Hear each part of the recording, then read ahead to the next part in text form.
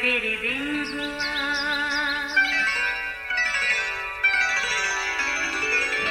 नया फिर दिन हुआ, पुरानी रात का करे सो शुक्र हम खुदा की जात का, खुदा की जात का नया फिर दिन हुआ। आज की आयत, जो कोई बाप या माँ को मुझसे ज़्यादा अजीज़ रखता है वो मेरे लायक नहीं। मत्ती 10 बाब 37वीं आयत। अजीज़ों, एक बादशाह ने अपनी सालगिरह के दिन खुशी से मसरूर होकर एक बड़ा ऐलान किया।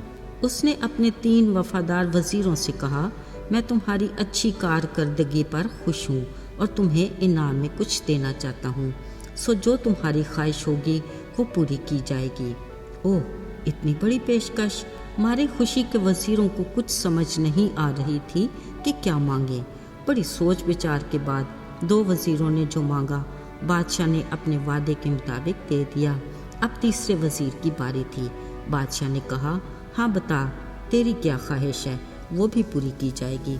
वज़ीर ने मुस्कुरा कर कहा, बादशाह सलामत, मुझे तो आप अजीज़ हैं, इसलिए मैं आपको अपने लिए मांग लेता हूँ। बादशाह वज़ीर की बात सुनकर हैरान हुआ, बोला, मैं समझा नहीं।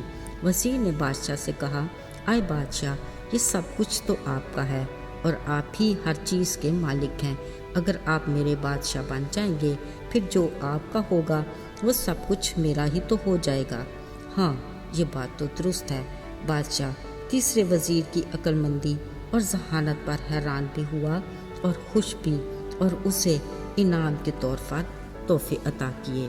अजीज़ों, ज़रा सोचिए, अगर बादशाहों का बादशाह हमें ये कहे, मांगो तुम्हें क्या चाहिए, तुम्हें दिया जाएगा, तो यकीनन हमारी तरफ से उसके हुजूर ख्वाहिशात के ढेर लग जाएंगे। मगर याद रहे, उसकी ये पेशकश उसके वफादार लोगों के लिए है। पहले तो ये देखना है कि क्या हम अपना अजर और इनाम लेने के हकदार हैं भी कि नहीं। कलाम मुकद्दस में उसने फरमाया, जो कोई अपने माँ और बाप को मुझसे ज़्यादा अजीज़ रखता है वो मेरे लायक नहीं, और जो कोई अपने बेटे और बेटी को मुझसे ज़्यादा अजीज़ रखे वो भी मेरे लायक नहीं। मतलब खुदा से हमारी वफ़ादारी का सिलसिला हमारे अपने घर से शुरू होता है। बिलाशुबा माँ बाप और औलाद खुदा ताला की तरफ से हमारे लिए अनमोल बरक़ात हैं, और वो चाहता है कि हम इन बरक़ात से खूब लुत्फ़ उठाएं और इन रिश्तों से जुड़े रहें। ये उसी के अता करदा हैं। और बिलाशुबा उसने ये भी कहा कि अपने माँ और बाप की इज़्ज़त कर ताकि तेरा भला हो और तेरी उम्र दराज हो। उसका ये फरमान अपनी जगह अटल है, पर अगर ये रिश्ते उसकी रफ़ाकत और मोहब्बत में रुकावट बन जाएं तो ऐसी कैफियत खुदा को पसंद नहीं।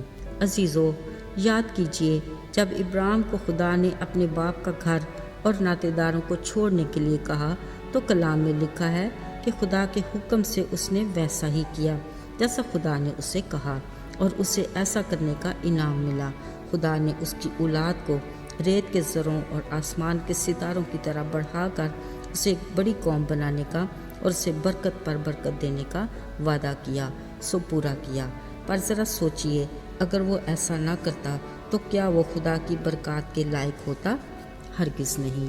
अजीज़ों, जब ही खुदा कहता है कि जो माँ और बाप को मुझसे ज़्यादा अजीज़ रखे वो मेरे लायक नहीं, और वो हमसे भी ऐसी ही वफ़ादारी की तवक्को करता है कि ये रिश्ते मेरी रफ़ाकत और मोहब्बत में रुकावट ना बने, ताकि हम उसकी बरकत के हकदार बने रहें। अजीज़ों, इसी तरह औलाद भी हर वालिदैन को अपनी जान से ज़्यादा प्यारी होती है, और बाज़ औक़ात वालिदैन अपनी औलाद को पूजा की हद तक प्यार करते हैं, पर रिश्तों के साथ इस हद तक का रवैया खाली खुदा को पसंद नहीं। वो अपने और हमारे शख्सी रिश्ते में किसी तरह की रुकावट को कबूल नहीं करता। ज़रा याद करते हैं उस वाक़या को। इसहाक इब्राहिम का बढ़ापे का सहारा था, मगर खुदा की तरफ से वो अहद का फरजांद भी था। खुदा ने इब्राहिम को कहा कि तू अपने बेटे इसहाक को, जिसे तू अजीज़ रखता है, मेरे लिए कुर्बान कर। सोचने की बात यह है कि खुदा ने ऐसा क्यों कहा। ऐन मुमकिन है उसे लगा कि इब्राहिम अपने बेटे को मुझसे ज़्यादा अजीज़ रखने लगा है। اصل میں ابراہیم خدا کا منصور نظر تھا، جس کو اسے ایمانداروں کا باپ بھی کہا۔ وہ کسی قیمت پر بھی ابراہیم کو اپنی رفاقت سے دور نہیں کرنا چاہتا تھا، اس لیے اس نے چاہا کہ وہ ابراہیم کو آزمائے کہ کہیں اس کا بیٹا رکاوٹ تو نہیں۔ مگر کلام مقدس میں لکھا ہے کہ جیسے ہی اس نے اسحاق پر چھری چلانے کے لیے ہاتھ اٹھایا، خدا کے فرشتے نے اسے روک دیا۔ خدا نے یہ جان لیا کہ ابراہیم کے اس کے ساتھ رفاقت اور محبت میں اس کا بیٹا بھی رکاوٹ نہیں بن سکتا۔ سو خدا نے اپنے وعدے کے مطابق ابراہیم کو بڑی قوم بنایا، جو اس کی چنی قوم کہلائی۔ عزیزو، ہم سے کوئی بھی رشتہ جڑا ہو، خدا چاہتا ہے کہ ہماری زندگی میں اس کو اول درجہ ملے، کیونکہ اس سے ہمارے رشتے کی بنیاد وہ عظیم کفارہ ہے جو اس نے اپنے اکلوتے بیٹے یسوع کی جان کی قربانی دے کر بحال کیا۔ اس نے ہمیں ہمیشہ اپنی رفاقت میں رکھنے کے لیے ہمیشہ کی زندگی کا وارث بنایا۔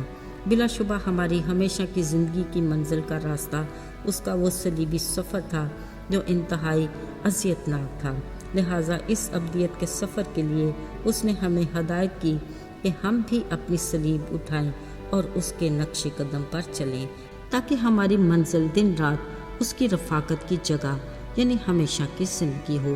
اگرچہ ہمیشہ کی زندگی کا سفر کٹھن اور راستہ سکڑا ہے، مگر وہ اپنے وعدے کے مطابق قدم قدم پر ہماری رہنمائی کرتا ہے۔ ہمارا کام فقط نجات کے بانی اور کامل کرنے والے یسوع کو تکتے رہنا ہے۔ آئیے دعا کریں۔ زندہ جلالی آسمانی باپ، بطور انسان ہم نہایت کمزور ہیں، خطروں کے خیال سے ہی گھبرا جاتے ہیں۔ ہمیں توفیق عطا کر کہ ہم اپنی صلیب اٹھائے ہوئے بہادری سے تیرے نقش قدم پر چلتے رہیں، تاکہ ہم درست منزل یعنی تیری رفاقت کی جگہ ہمیشہ کی زندگی کے مقام تک پہنچ سکیں۔ یسوع کے نام میں آمین۔